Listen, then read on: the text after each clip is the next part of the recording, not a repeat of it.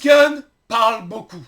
On le sait, il fait que ça et c'est même un peu trop. On pourrait presque même lui en reprocher parce qu'il dit des choses et puis il va dire l'inverse des mois après. Mais quand on lui parle de Batman, de son Batman du DCU, on sent qu'il est un petit peu déstabilisé, le Gunn. Allez, on en parle, on discute de ce que nous a dit James Gunn sur Batman The Brave and the Bold.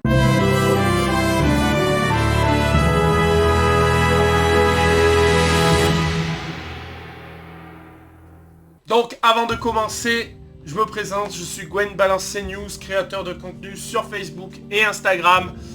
Je divulgue des news tous les jours, 24 sur 24, 7 jours sur 7. Donc n'hésitez pas à vous abonner à mes réseaux sociaux et à vous abonner à cette chaîne. Donc voilà, on a eu pas mal d'infos sur la suite du DCU. Donc, Supergirl, c'est lancé, ça va arriver, qui sera dans un ton comique assez similaire aux comics, mais plus violent que Supergirl Woman of Tomorrow. On a des nouvelles sur Wonder Woman, ça avance du feu de Dieu. Apparemment, ça avance bien. La scénariste qui a bossé sur Supergirl et Teen Tissant va bosser sur Wonder Woman. Donc c'est bien lancé aussi. Mais Batman, c'est une autre paire de manches. James Gunn nous dévoile des petites bricoles, mais il a un peu de mal avec le Batman. Je vais vous dire pourquoi il a du mal. Je me retiens pour le moment. Moi, c'est le projet qui me fait le plus peur. Batman, c'est vraiment le héros que je préfère de tout comics confondu. Et c'est vraiment celui où j'ai la plus grosse expérience dessus. J'ai vécu avec les Batman de 1992 animés. Keaton, c'était des cassettes. Ensuite, j'ai découvert Christian Bale. On y reviendra dessus, je suis pas l'un des plus grands fans de Christian Bale. J'ai adoré la prestation de Ben Affleck. J'ai des comics Batman à tire-larigot. Donc voilà. Moi c'est un personnage qui me tient à cœur, donc j'espère qu'ils vont pas se foirer là-dessus. Et bien James Gunn nous a avoué que il avait employé un scénariste mystère. Il ne veut pas dévoiler son nom pour, je pense, le protéger, parce que là c'est un gros morceau quand même. Je dirais même que c'est pire que Superman. Batman c'est vraiment... là il y a de la fanbase. Ça risque d'être compliqué. Déjà quand je vois entre Robert Pattinson, Ben Affleck, Christian Bale, comment ça se tire dans les pattes. J'ose même pas imaginer le gars la pression qu'il a. Mais il a avoué aussi qu'il avait du mal. Que c'était son plus gros souci chez DC Studios, c'est Batman. Et tu m'étonnes. Parce que là, tu peux pas en faire un loser, hein, mon gars.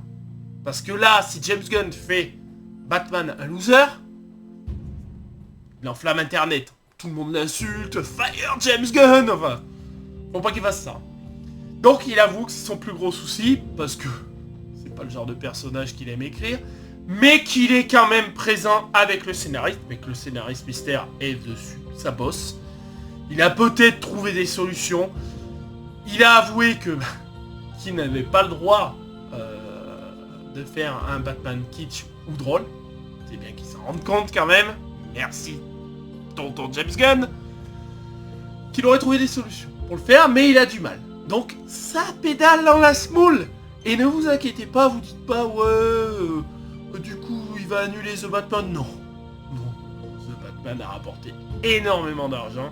The Batman 2 vous l'aurez, et The Batman 3 je pense que vous l'aurez aussi. Je suis pas un des plus grands fans de cet univers qui est pour moi un peu trop réaliste. Effectivement Batman a des histoires réalistes dans ses BD, mais inclus dans un univers étendu. Voilà, il a des histoires réalistes, je suis d'accord avec vous. Il est contre des méchants terre à terre, je suis d'accord avec vous. Mais son univers est quand même avec Superman machin. Là je suis en train de lire No Man's Land en ce moment. Le dernier tome, ça y est, j'en suis au dernier. Et oui, effectivement, si vous regardez bien, c'est réaliste. Il n'y a aucun surhomme dedans, à part Bane. Le reste, c'est plutôt réaliste. On a du double face, du pingouin. Là, j'en suis au dernier tome avec le Joker, donc... Voilà. Mais c'est un univers étendu. D'ailleurs, dans No Man's Land, il y a l'Exeter. L'Exeter, c'est Superman. Donc, vous voyez, c'est ça que je reproche à The Batman, c'est que Matt Reeves a dit non.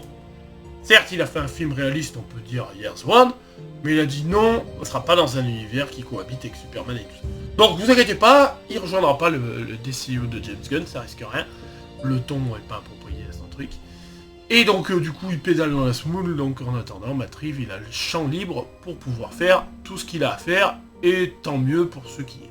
Donc du coup, ouais, ça pédale, ça mouline, ils savent pas trop comment faire.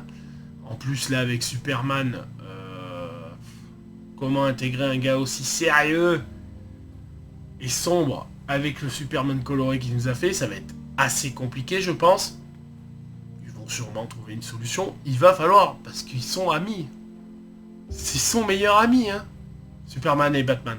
Ils sont meilleurs amis. Donc il va falloir réussir à les intégrer. Il a parlé aussi d'Alan Richardson dans le rôle.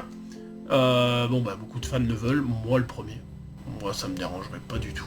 Je sais qu'il y en a beaucoup qui parlent de Jason Ackles, et les gars... Jason Ackles... c'est pas que je l'aime pas, mais... Pensez pas qu'il est un peu trop vieux là? Il a pas une palette d'acteurs pour faire Batman comme ça sur plusieurs années. Vous me direz, Alan Richardson, il est pas tout jeune non plus, mais physiquement, voilà, il en impose. Bon, il va falloir peut-être teindre un peu les cheveux. La palette d'acteurs est peut-être un peu minime aussi, il va peut-être falloir qu'il s'y mette. Mais James Gunn n'a pas dit non. Il a dit qu'il adorait cet acteur, qu'il aimait bien l'homme aussi derrière cet acteur, hein, parce qu'il le connaît, et qu'on verrait ce qui se passerait. Donc il n'a pas dit non. Donc c'est plausible qu'on l'ait. Parce que DCU embauche des gars de série. C'est ce qui se dit, hein. Supergirl, c'est ce qui s'est passé. Wonder Woman, c'est ce qu'ils veulent faire. Batman, ils peuvent le faire. Alan Richardson, on est dedans. Il n'a pas fait beaucoup de films. On est dedans. Entre Reacher, Titans, tout ça, on est dedans. Donc, c'est plausible. Il y a aussi Brandon Sklenar qui était aussi dans les rumeurs. J'espère que je l'ai bien prononcé. Celui qui était dans... Jamais plus. Donc, et 1923, je crois. Et il y a lui aussi qui est en rumeur, hein, en grosse rumeur. Donc, c'est plausible aussi. Mais Jason Ackles, non, j'y crois pas. Ah non, c'est trop tard. On loupé le coche. Et la question de savoir est-ce que on verrait le Batman du DCU avant Batman Brave and the Bold, James Gunn a répondu « Je ne vais pas dire ça ». Voilà, donc, il apparaîtra. Bon, il est déjà apparu dans Créature Commando, dans une ombre, hein. Le gars est imposant quand même dans l'ombre. S'il nous met un tout caisse, ça va pas le faire.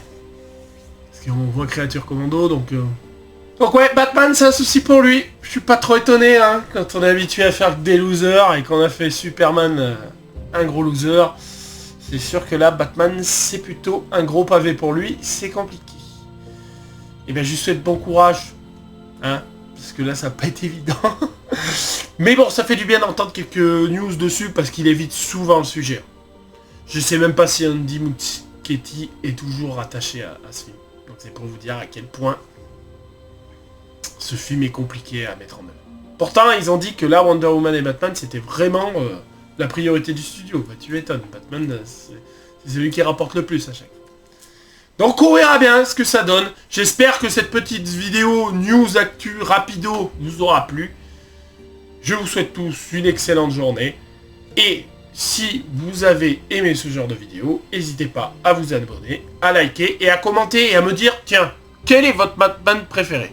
Robert Pattinson, Christian Bale, Ben Affleck, d'autres, Michael Keaton, ça peut aussi. Le Batman de 1992, voilà. Dites-moi quel est votre Batman préféré. Moi, Batman de 1992, sans hésitation, animé, hein. Et j'aime bien Ben Affleck. Et Michael Keaton, j'aimais bien aussi quand j'étais jeune. Voilà. Vraiment mes trois Batman.